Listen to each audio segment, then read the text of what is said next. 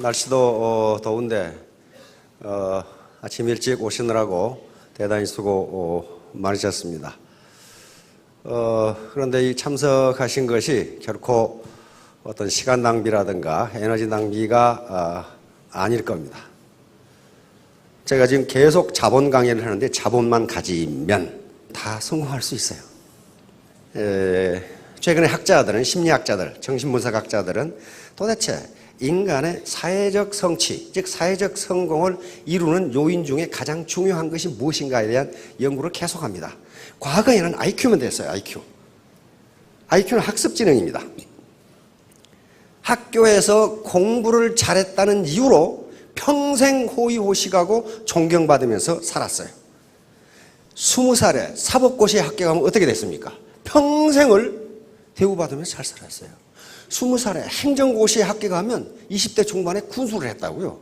그러면서 평생 잘 살았어요. 뭐 때문에? 공부를 잘했다는 그 이유 하나 때문에. 과거에 우리가 고등학교 그때만 하더라도 공부 잘해서 의과대학에 들어가면요, 평생 의사선생님으로 존경받으면서 잘 살았어요. 학습지능이 그 당시는 사회적 성공을 결정했어요. 그러나 지금은 그것이 산업사회 후기 지식정보화 시대로 들어오면서 학교에서 공부를 잘했다는 이유만으로 성공하는 분 거의 없어요. 의과대학을 나왔다고 해서 성공하는 게 아니에요. 문 닫는 병원이 얼마나 많습니까? 사법고시, 엊그제 신문 보니까 사법고시 그 뭐만 또 못하다고 그래. 변호사 돼봐야 전부 건달이야. 보니까 40%가 직업이 없어, 변호사 중에. 취직이 안 돼. 그러니까 뭐예요? 지금은 어떤 직업을 가졌다는 것 자체가 그 사람의 소득과 존경을 보장해 주지 않는다예요. 그럼 뭐냐? 그 중에서 잘해야 돼요. 그 중에 잘해야 돼요. 옛날에 교수만 되면요, 그건 평생 존경받으면서 잘 살았어. 지금 교수, 매년 교수 평가에서 안 되는 놈 잘라버려요. 그거 안 돼요. 그러니까 지금은 뭘 하든 그 분야에서 탁월한 능력을 갖지 않으면 안 돼요. 그래서 지금 학자들이 사회적 성공을 결정하는 것에 IQ가 기여하는 것은 20% 정도 보고 있습니다. 20%. 그럼 나머지 80%는 다른 요인인데, 다른 요인 중에 가장 중요한 것이 감성이에요. 감성. 인간은 이성적인 동물이기보다도 감성적인 동물이거든요. 상대방을 설득하는데도 저 사람이 학력이 뭐냐를 따지는 게 아니라 저 사람 말이 진정성이 있느냐, 그걸 보거든요. 그게 전부 감성, 이심전심으로 전달되는 그걸 본단 말이에요. 자, 자본 축적이 답이다. 우리가 이 사회 현상이나 모든 인간사를 이해하는 데 있어서 통상은 인간은 복잡한 문제를 잘 이해할 수가 없기 때문에, 또는 이해하기 어렵기 때문에 가능하면 간단하게 해서 이해하려는 그 속성이 있습니다. 그것은 학문에서도 그렇고 동서 구분할 것 없이 그렇습니다. 예를 들면 동양에서는 삼라만상, 우주의 움직임을 단 두 가지, 음과 양이라는 것으로 이해합니다. 그런데 거의 대부분 그 해석이 다 돼요. 그리고 조금 더 가면 오행, 그래서 음양 오행을 가지고 우주 만물을 전부 해석하는 경우가 있어요. 그리고 우리 몸의 체질이 여러 가지가 있는데 우리 이재마 선생은 사상의학걸에서 인간의 체질을 4가지로 딱 나눠버린단 말이에요. 그래가지고 그걸 이해하려고 그래요. 이것을 환원주의라고 하는 인간의 속성입니다. 복잡한 건 잘 이해를 못해. 그 다음에 서양 같은 경우는 인간의 모든 행동을 2가지로 나눠버려요. 선과 악. 그래가지고 이분법적으로, 이원론적으로 모든 사물을 이해하려고 합니다. 허리우드에서 나오는 영화는 거의 대부분 선과 악을 기준으로 하고 있어요. 그래, 처음에는 선이라고 생각되는 주인공이 맨날 죽을 뚱살뚱해.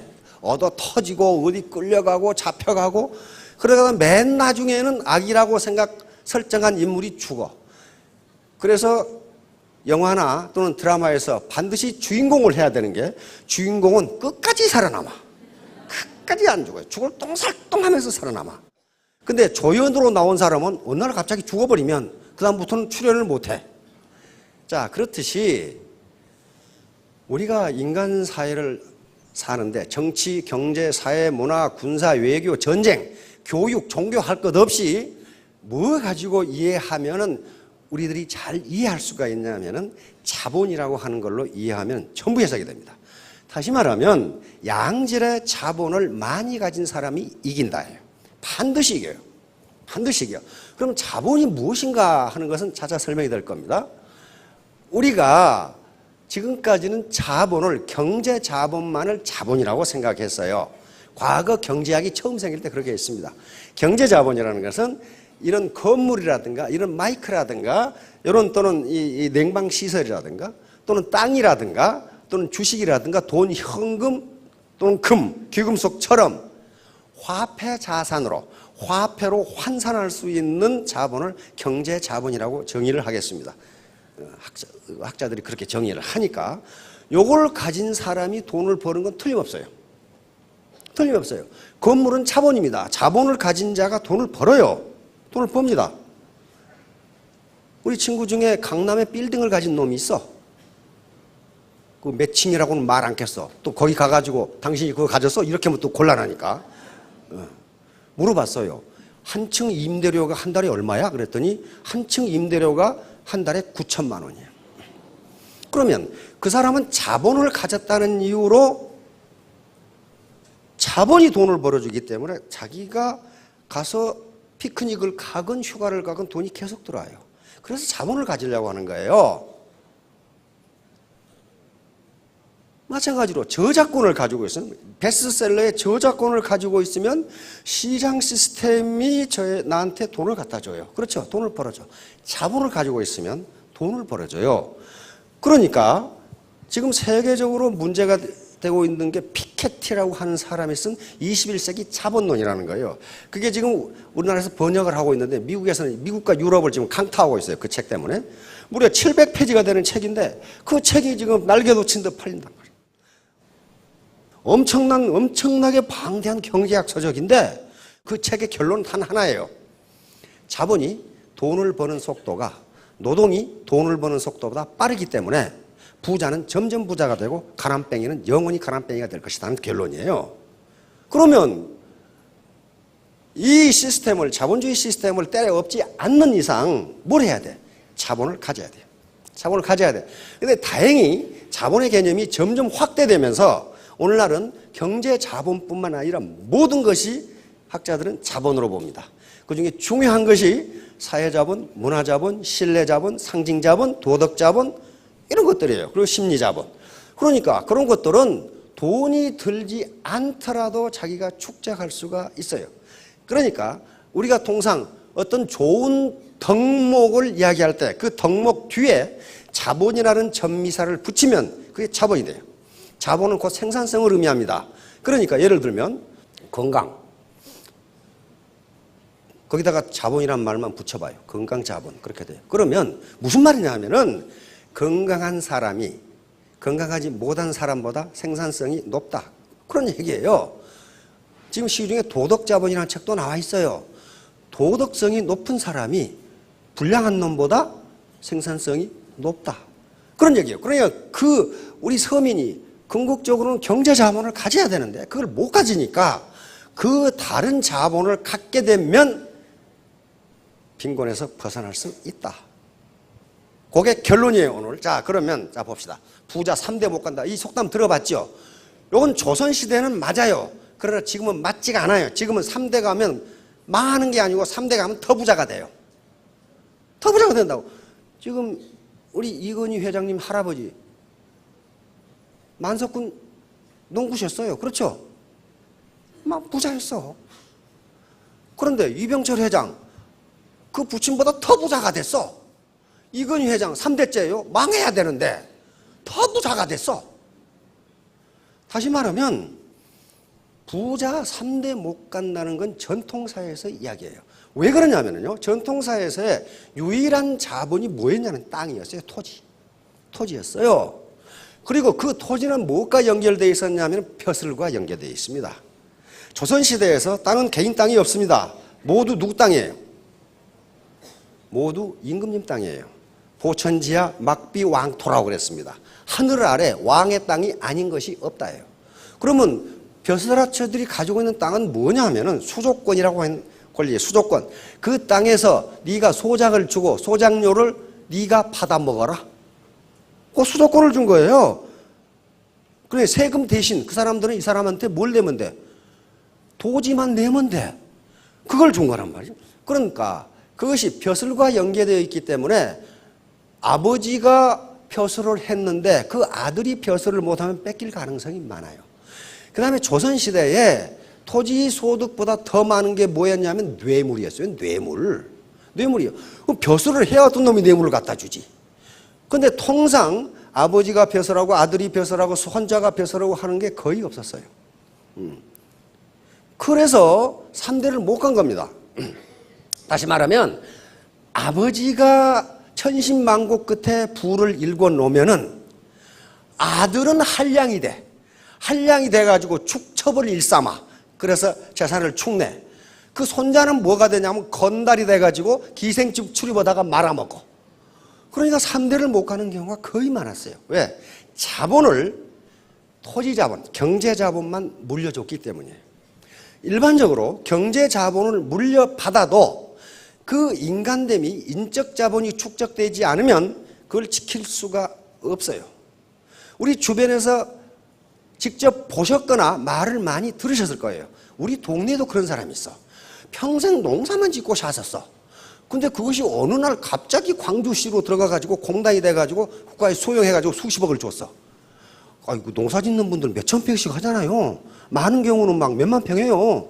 근데 그 농사 지어봐야 소득 별로 안 돼요. 근데 공장 부지가 돼서 국가에서 보상해버리면요, 수십억이 돼버려.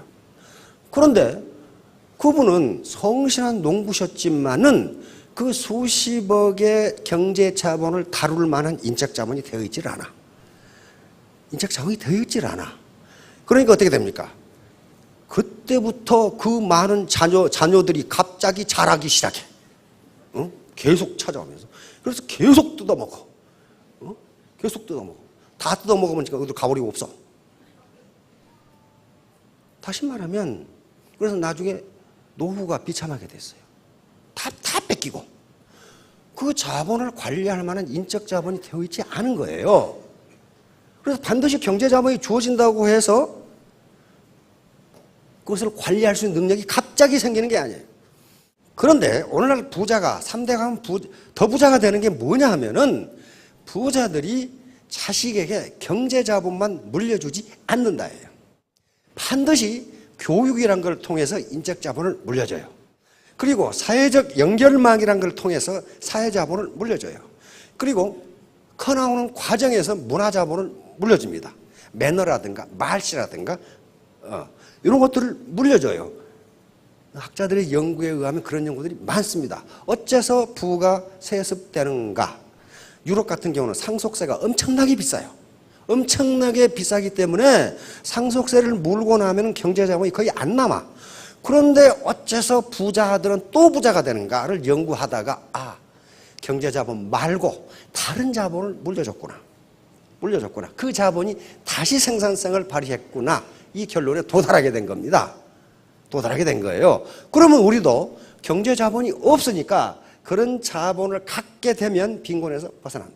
바로 생산은 노동과 자본의 결합으로 이루어지는데, 그러니까 우리 인간 몸뚱아리 하나하나는 그냥 물리적인 힘만 가진 노동이 아니고 이 안에 뭐가 들어있어요? 경험, 지식, 그 다음에 자기 훈련, 심리, 감성 이런 것들이 들어있는데 그게 자본이라는 거예요. 그러니까 우리가 발을 이렇게 옮기는 것은 내 자본 덩어리를 옮기는 거예요, 지금. 그래서 이 자본 덩어리가 자본의 양질이고 양이 많으면은 다른 파트너를 만나서 설득을 할 수 있어요. 그런데 그 양이 적으면은 설득을 할 수가 없어요.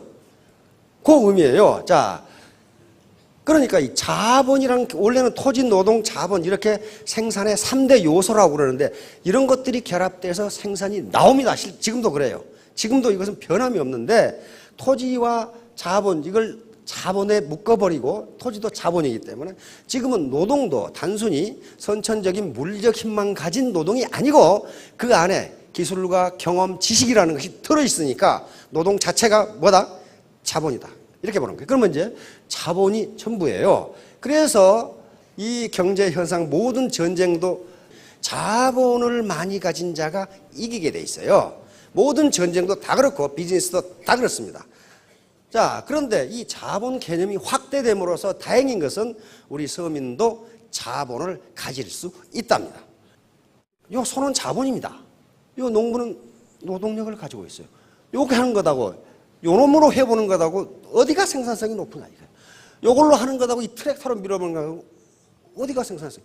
자본 집약도가 높은 사람이 같은 노동력과 결합을 해도 생산성이 높다, 소득이 높다 그런 말이에요. 전부 다 이런 것들이에요. 그런데 요 자본이 물적 자본이 뭐하고 연결돼야 되느냐?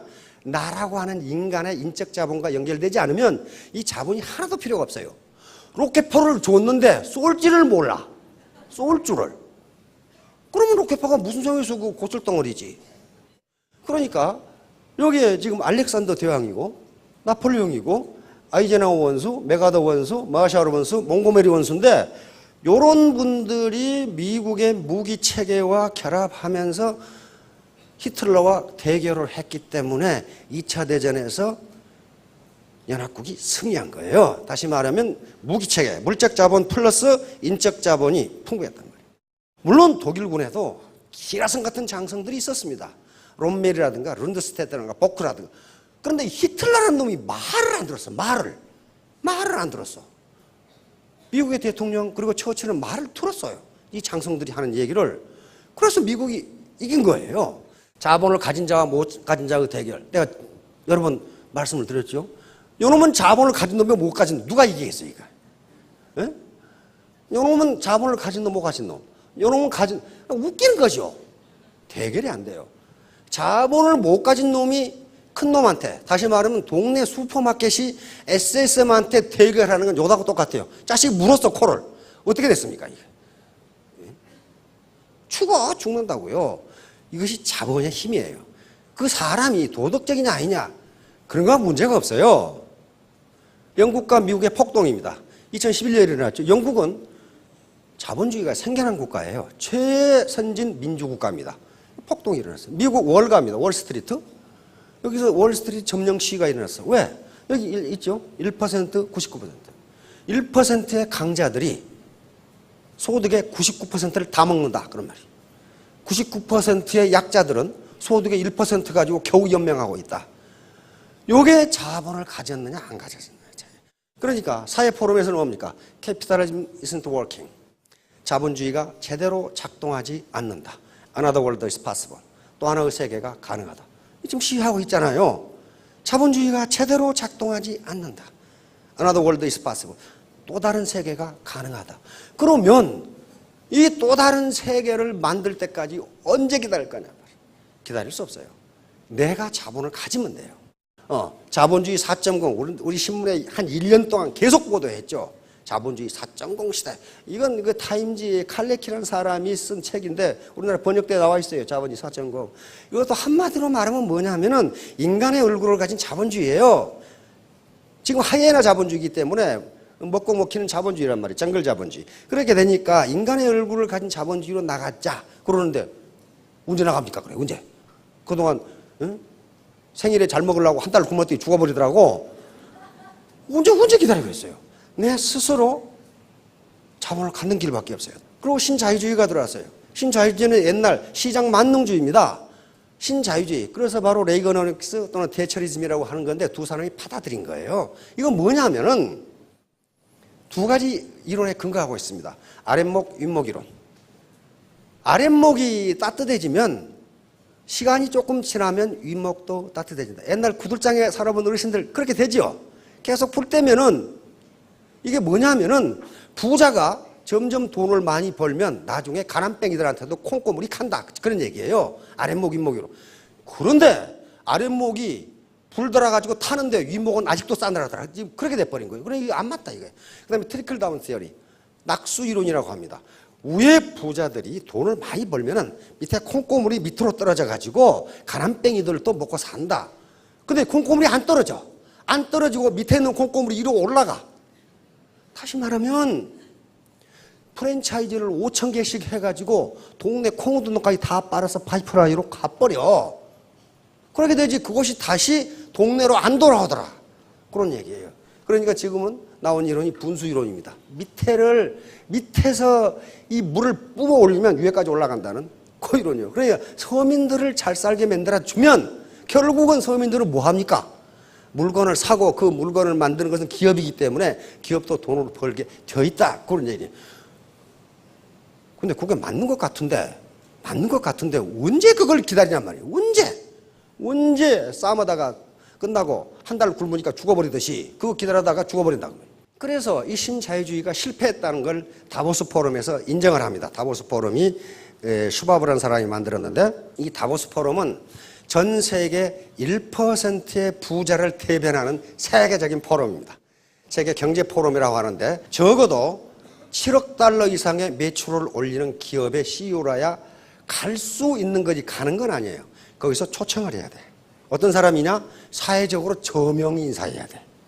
저명. 그렇지 않으면 가지 못해. 그러니까 전 세계 1%의 부자를 대변하는 포럼이 이게 다보스 포럼인데, 스위스 다보스라고 하는 아주 고급 휴양지에서 열리기 때문에 다보스 포럼이라고 부릅니다. 그런데 이게 세계 경제의 흐름을, 앞으로 경제의 흐름을 결정해버려요, 여기서. 왜? 세계 기라성 같은 1000대 기업이 모이거든. 참석자가 2000명입니다. 1000대 기업이 모여가지고 누구조차고 경제정책을 하겠어요. 1000대 기업조차고 상위 1%. 근데 이것을 만든 사람이 바로 우리는 죄를 짓고 있다고 선언을 해버린 거예요. 현재 자본주의 체제로는 안 된다. 이렇게 해버린 거예요. 그래서 빌 게이츠가 참석했다가 창조 자본주의를 이제 말하게 됩니다. 2007년 다보스 포럼에서 세계 1%를 대변하는 다보스 포럼에서 빌 게이츠가 한 얘기예요. 이건 뭐냐면은 어떻게 가난한 사람들에게 시장을 통해서, 마켓 시스템, 시장 기구를 통해서 구매력이 돌아가도록 할 것이냐. 좀 어렵잖아요. 그러니까 어떻게 가난한 사람들에게 주머니를 채워줄 것이냐, 그 방법을 연설을 한 거예요. 그래서 그걸 창조자본주의. 우리는 이렇게 가지 않으면 안 된다고 지금 하는 거예요. 그러니까 상위 1% 부자들이 뭔가 문제를 알았다는 거죠. 가난은 나라님도 구제 못한다. 나라님 구제 못합니다. 국가의 거버넌스라고 하는 게 있어요. 국가 경영, 공공 경영이 잘 되면은 나라님이 구제할 수 있어요. 있습니다. 나라님이. 그런데 저는 여기서 이야기하는 게 현실이에요. 우리나라 현실은 나라님이 구제 못합니다. 왜? 재정이, 주고 싶어도 재정이 안 돼, 재정이. 우리나라 재정이라는 게 키 큰 놈 짧은 입을 덮고 자는 것 똑같아. 다리를 덮으면 가슴이 나오고, 가슴을 덮으면 다리가 나오고, 이게 다 덮을 수가 없어요. 그러니까 결국은 자기가 이불을 만들어서 덮는 수밖에 없어. 나라가 구제할 수 있는데 현실적으로 안 된다는 거예요. 그러면 이제 자기가 하는 길밖에 없어요. 자기 스스로 자본을 갖는 길밖에 없어요. 자, 독일 베르텔스만, 요게 국가 거버넌스, 다시 말하면 국가가 얼마나 잘 작동되고 있는가를 표준 지수로 나타낸 겁니다. 자, 우리나라는 6.2점, 평균 6.4점인데 OECD가 6.2점. 다시 말하면 우리는 OECD 국가 중에서도 평균 이하라는 거예요. 국가 지금 작동되는 게. 자, 무슨 자본을 갖기를 원합니까? 궁극적으로는 이런 자본을 갖기를 다 원하셔. 이런 상가도 하나 가졌으면 평생 소득이 좀 쫄쫄하게 들어올 것 같고, 기왕이면 이런 금괴도 좀 가졌으면 좋겠고, 이것이 최종적으로 갖고 싶은 경제 자본이에요. 그렇잖아요. 요거 나는 금도 싫고 땅도 싫고 빌딩도 싫다. 그러면 여기 계시지 말고 빨리 나가서 수영장으로 가시든지. 요걸 갖고 싶어요. 근데 문제는 요걸 부모로부터 물려받은 사람은 소득이 점점 늘어요. 바로 아까 제가 설명했던 경제 자본을 가져도 그것을 지킬 만한 인적 자본이 못 되면 3대 아니라 당대에 말아먹더라 하는 거예요. 당대. 그래서 우리가 이 애터미에서 이런 신사숙녀를 만드는 교육을 해야 되겠다고 늘 얘기하는 게 그런 얘기입니다. 그걸 소득이 월천대, 오천대가 되더라도 그것을 지킬 만한 인적 자본이 되어 있지 않으면 계속 말썽만 피워요. 계속. 말썽만 피운다고. 아까 예를 들었던 영국의 몽고메리 원수가 있습니다. 그분이 장교를 4가지 부류로 나눴어요. 장교는 4가지 종류가 있다. 첫째, 머리 좋고 게으른 장교. 이것은 지휘관으로 딱 맞다. 지휘관이 참모한테 계속 간섭하면 참모가 일을 못해. 그렇죠? 머리는 좋은 사람이고 게으르니까 어때요? 참모가 보고하는 것을 정확하게 판단을 해. 이 자식 괜찮아구만. 그러니까 그건 지휘관감이다. 두 번째, 머리 좋고 부지런한 장교. 이 사람은 참모감이다.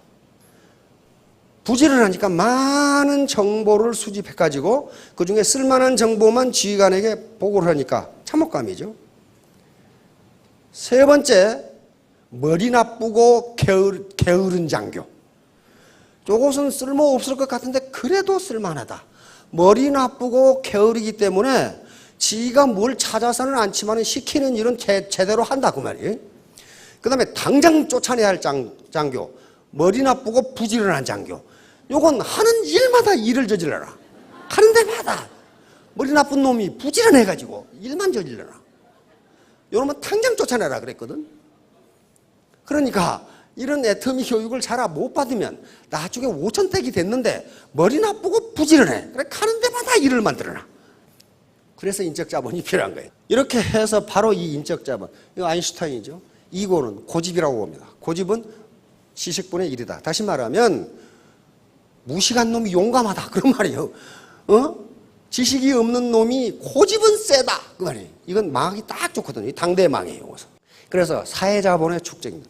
지금 사회자본은 전형적인 것이 그물망, 연결망이에요. 소셜 네트워크입니다. 그런데 애터미 조직이라는 게 뭐예요? 네트워크예요. 네트워크. 바로 이 피에르 부르디에라는 학자가 얘기한 게 가장 중요한 자본 중에 하나가 사회자본이에요.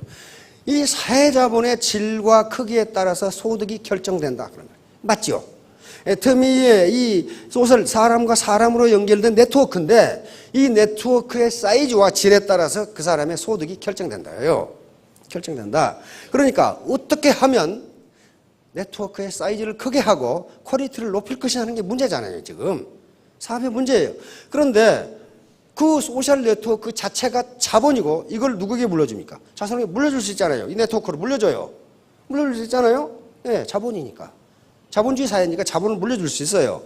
그런데 어떻게 하면 이 자본의 사이즈와 퀄리티, 질을 높일 것이냐 하는 문제입니다. 바로 이 심리자본이요. 우선 오늘 심리자본 하나. 심리자본. 요게 지금 긍정심리자본. 요걸 연구하는 학자들이 굉장히 많고 인간이 가지고 있는 심리도 뭐다? 자본이다. 자본. 왜 그러냐? 생산성을 발휘하니까. 생산성. 요건 경제자본이 있어야 되는 게 아니에요. 자기 마음먹기 나름이에요. 맨 먼저 이게 지금 4가지가 있다고 그래서 심리자본의 밑에 하위 변수가 4가지인데 이 4가지가 그 사람의 생산성을 결정한다예요. 생산성을 결정. 저희가 자기 효능감이에요. 셀프 에피카시라고 하는 건데 이것은 자신감이라고 생각합니다. 자신감. 다시 말하면 나는 애터미 사업에서 성공할 수 있다. 요거예요. 있다. 그리고 스스로 자기의 성공을 기대를 해. 나는 4년 후에 로얄 마스터가 되어 있을 것이다. 요걸 셀프 에피카시라고 해요. 자기 효능감. 자기 효능감. 많은 학자들이 긍정심리학이라는 학문이 생기면서 이 심리자본이 어떤 것인가에 대해서 계속 연구를 하는데 그중에 4개의 변수를 가려냈어요. 두 번째는 뭡니까? 낙관주의예요. 낙관주의. 현재도 나는 일을 잘하고 있고 미래도 나는 일을 잘할 것이다. 자신이 자기를 낙관적으로 생각하는 거예요. 낙관적으로. 이거 한다고 세금 냅니까? 이건 자기가 자기에게 하는 거예요. 그래서 여성분들은 오늘 가시기 전에 화장실에 가셔가지고 거울을 보면서 나는 어때 이렇게 이쁘게 생겼지? 그렇게 한번 생각해 보세요. 어제보다 더 이쁘네? 그러면 더 이뻐진다고 그랬어요. 그걸 뭐라고 그러냐면 매력자본이라고 하는 자본입니다. 매력자본. 시중에 베스트셀러 되어 있죠? 매력자본이라서 나와 있어요. 영국의 경제학 교수가 연구를. 매력이 소득에 어떤 영향을 주는 거예요. 미국의 연방준비제도 이사회, 연방준비은행에서 과연 매력이 소득과 관계가 있는가를 연구하는 논문이 여러 개가 있어요. 있다요, 있다. 매력적인 사람이 돈을 많이 번다. 승진이 빠르다 하는 결론이 딱 나와 있어요. 그럼 누가 매력적이냐는 거예요. 누가 매력적이냐? 매력 중에 하나는 미모가 들어갑니다. 근데 미모가 매력에 차지하는 비중은 그렇게 크지 않아요. 그럼 매력이란 건 뭐예요? 자기의 현재 생긴 모습 플러스 열정, 자신감이 들어갔을 때 매력이 나와요. 어떤 아가씨가 열심히 일하는 걸 보면 굉장히 매력적으로 보여요. 굉장히 매력적으로 보인다고요. 그 매력 자본이 소득을 결정한다. 자기가 자신감을 가지고 매력적이라고 생각하면 매력적이라는 거예요. 지금 뉴스에서 계속 나오는 박수경인가 하는 여성 있죠. 그 정도 미모는요, 여기 그 정도 미모를 가진 사람은 천지야. 근데 뭐 때문에 네티즌들이 그 난리 법석이냐 하면은 그 꼿꼿한 모습이 확 가버린 거예요, 그냥. 그 당당함에 간 거예요. 그러니까 매력은 그냥 보통의 미모에다가 열정과 자신감을 가진 셀프 에피카시를 가지면 그 사람이 매력적으로 보여요. 매력적으로 보입니다. 혹시 여기에 처녀 있으면은 처녀들, 총각들이 있으면은 매력적으로 보이려면 셀프 에피카시, 자기 효능감. 나는 언제까지 스타마스터가 될 수 있다. 그리고 나는 그렇게 될 것이다. 라고 기대하면 되는 겁니다. 호흡, 낙관주의. 희망은 목표를 달성하는데 애터미 사업 쉬운 게 아닙니다. 여러 가지 장애물이 있는데 그 장애물을 나는 이겨낼 수 있다. 이겨낼 수 있다. 그리고 그 방법으로 안 되면 나는 다른 방법으로라도 내 목표를 달성하겠다. 여기 희망이에요. 희망. 그 다음에 마지막으로 회복탄력성. 이게 굉장히 중요합니다. 회복탄력성. 이것은 반드시 모든 일을 할 때 어려움이 닥치고 좌절을 하게 되는데 그 좌절을 딛고 다시 튀어오르는 거예요. 즉 재도전하는 용기, 이걸 회복탄력성이라고 그래요. 그래서 이 네 가지가 바로 긍정 심리 자본을 형성하는 가장 중요한 변수인데 이게 뭐냐면 이것은 인적 자본, 지식이나 또는 사회적 연결, 사회자본보다 상위 개념이다 그랬어요. 왜냐하면 아무리 지식이 많아도 비관주의적이거나 자기 효능감이 없으면 이를 달성하지를 못해요. 지식이 있어도 그렇단 말이에요. 근데 문제는 이제 그러면 이 상태는 훈련해서 될 수 있느냐가 문제예요. 만약에 이게 선천적이라면 부모 타도가 앉아 있으면 돼. 근데 학자들의 많은 실험에 의하면 이것은 훈련으로 달성이 가능하다예요. 그러면 이걸 갖지 못하는 것은 누구 책임이에요? 내 책임이지 부모 탓이 아니에요. 부모 탓이 아니라고요. 요 긍정심리 자본을 축적이 아니라 축적하는 데 있어서 이 시스템 차별은 굉장히 중요합니다. 왜냐하면 여기 모이신 분들이 전부 긍정적인 마음을 가지고 오셨다고요. 나는 애터미에 참석해서 망하겠다. 그렇게 온 사람 누가 있어요? 성공하겠다. 이렇게 오신 분들이에요. 그러면 기 중에서도 가장 좋은 기가 사람의 긍정적인 기랍니다. 어르신 아시겠지만은요. 시골의 초가집에도 사람이 살면 안 무너져요. 근데 사람이 떠나고 나면 3년 만에 다 무너져. 그래서 건축학자가 글을 써놨더라고. 사람의 기 때문에 그런데요. 사람이 살면 그 집이 안 무너진대요. 떠나버리면 내 학교 폐교에 가봤더니 어떤 놈이 유리창은 다 깨놓고 칠판은 다 뜯어놓고 그 할 일 없어. 어떤 놈이 할 일이 그렇게 없는지 모르겠어. 펌프는 다 고장 내놓고. 그러니까 사람이 살지 않으면 그렇게 폐가가 돼버려. 그러니까 혼자 해보겠다 잘 안 된다는 거예요. 여기에 이렇게 모여서 긍정적인 길을 서로 상호작용, 인터랙션이라고 주고받고 긍정적인 말을 주고받으면서 긍정 심리 자본이 축적된다는 거예요. 그래서 여기 와서 이야기하는 이 리더분들이 한 번도 빠지지 않았다. 그러는 게 그런 의미 때문에 그럽니다. 그 다음에 자연법칙에 엔트로피 증가의 법칙이라는 게 있어요. 연력학 제2법칙이라고 하는데 엔트로피는 혼란도 또는 무질서도라고 생각하면 됩니다. 무질서도는 자연은 증가하는 방향으로만 작용한다. 이 법칙이에요.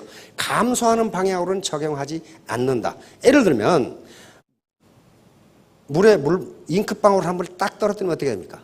점점 퍼져가요. 이것이 자연 상태로 놔두면 다시는 그 상태로 모이지 않는다예요. 안 모여요. 만약에 엔트로피가 자연적으로 감소하는 방향으로 작용할 수도 있다면 자연법칙이 깨져버려요. 왜냐하면 사람이 죽어가지고 시체가 되고 썩어버렸어. 썩는다는 건 뭐냐면 엔트로피 증가 현상이에요.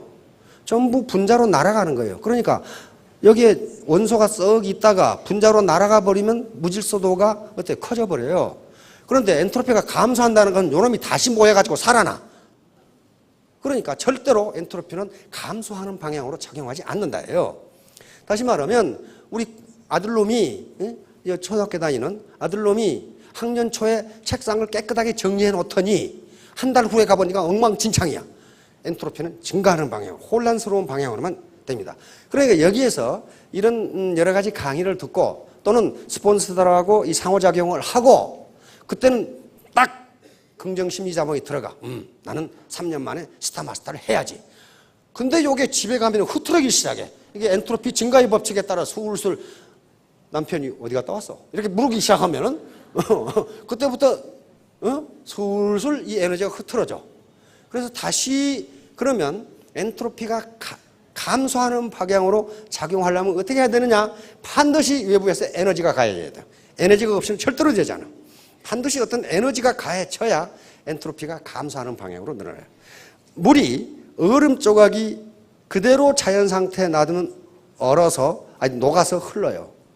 그러죠? 더 놔두면 기체로에서 달아나 버려요. 다시 말하면 혼란도, 무질서도가 증가해요. 그것을 다시 얼게 하려면 외부에서 에너지가 가해지지 않으면 다시 얼지 않아요. 그러니까 이런 시스템에 참여해서 다시 상호작용하라고 이야기를 하고 아무것도 아닌 것 같지만은 엔트로피를 다시 감소시키는 거예요.